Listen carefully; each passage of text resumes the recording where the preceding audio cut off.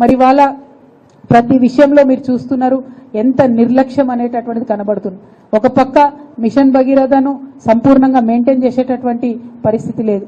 ఇప్పుడు ఇంకో పక్క మిషన్ కాకతీయలో రిపేర్ చేసుకున్న చెరువులను సంపూర్ణంగా మెయింటైన్ చేసే పరిస్థితి లేదు. ఇదివరకు కేసీఆర్ ఉన్నప్పుడు టైంకి యూరియా వస్తుంది ఎట్లా, ఇప్పుడు రాదెట్లా? ఏం మారింది? అదే అధికారులు, ఢిల్లీలో కూడా అదే గవర్నమెంట్, ఏం మారలే. మారింది ఏంది అంటే కేవలం ముఖ్యమంత్రిగా ఉండేటటువంటి వ్యక్తిలో ఉండాల్సినటువంటి ఆలోచన, ఆ విశాల హృదయం అన్నది మాత్రమే మారింది.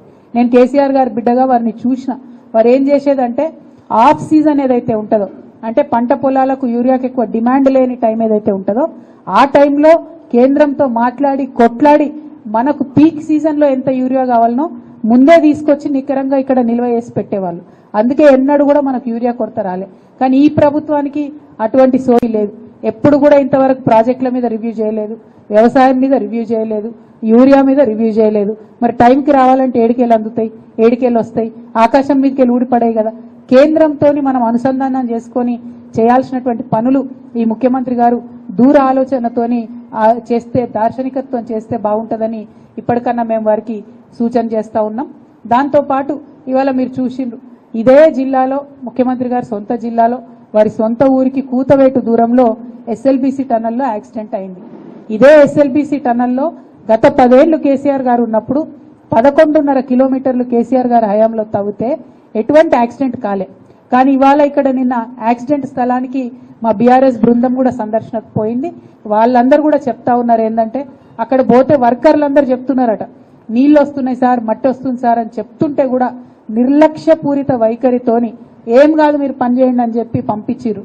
అంతేకాకుండా అక్కడ ఉన్న వర్కర్స్ అంతా చెప్తున్న మాట ఏంటంటే 3 నెలలుగా మాకు జీతాలు లేవని చెప్తున్నారు. దాని మీద కూడా పట్టి లేదు, రివ్యూ లేదు. మరి ఆ కాంట్రాక్టర్ ఇబ్బందులలో ఉన్నాడంటే ఇదివరకు కేసీఆర్ గారు ఏం చేశారు, అఖిలపక్షం ఏర్పాటు చేసి అసెంబ్లీ సాక్షిగా ఆ కాంట్రాక్టర్లకు ఉన్న ఇబ్బందులు తొలగించే ప్రయత్నం చేశారు. మరి ఎందుకు అదే కాంట్రాక్టర్ కావాలంటే భారతదేశం మొత్తంలో ఆయన ఒక్కయనే ఉన్నాడట ఆ పని చేసిన ఆయన, ఆ సొరంగం దువ్వట ఆయన. కాబట్టి మంచికో చెడ్డకో ఇక ఆయననే మనం కంటిన్యూ చేయాలి. కాబట్టి ఇబ్బంది రాకుండా ఉండాలని కేసీఆర్ గారు చేసిండు. మరి అదే పని ఇవాళ రేవంత్ రెడ్డి గారు ఎందుకు చేయలేకపోతున్నారు? దయచేసి ఒకసారి ఆలోచించాలి. అంతకుముందు కాంగ్రెస్ హయాంలో ఇదే ఎస్ఎల్బీసీ సొరంగం తవ్వేటప్పుడు కరెంటు బిల్లు కాంట్రాక్టర్ కట్టుకోవాల్సి ఉంటుండే. అయితే ఏమైతుండే, జన్కోవాలు ఊకూకే డ్యామ్ సైడ్ దగ్గరకు పోయి కరెంటు కట్ చేసే పరిస్థితి ఉంటుండే. ఆ విషయం కేసీఆర్ గారికి తెలిస్తే కేబినెట్ ఏర్పాటు చేసి తీర్మానం చేసింది. ఏమని? కరెంటు బిల్లు ప్రభుత్వమే కడుతుంది, జన్కోవాలు పోయి పవర్ కట్ చేయొద్దు అని చెప్పారు. అందుకే బీఆర్ఎస్ హయాంలో 11.5 కిలోమీటర్ల టనల్ను ఏకదాటిగా తవ్వగలిగినాం, ఇబ్బంది లేకుండా తవ్వగలిగినాం. అటువంటి ఆలోచన ఈ ప్రభుత్వం చేస్తలేదన్నదే మా బాధ.